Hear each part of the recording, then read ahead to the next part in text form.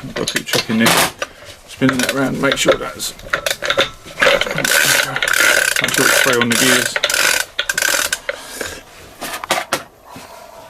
As long as it's rotating free, it means the gears are lined up.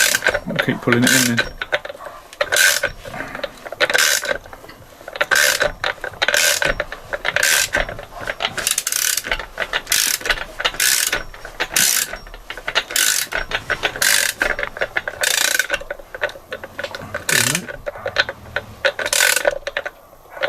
That's it. That's it, it's tight now. It all spins freely. The gears are all aligned.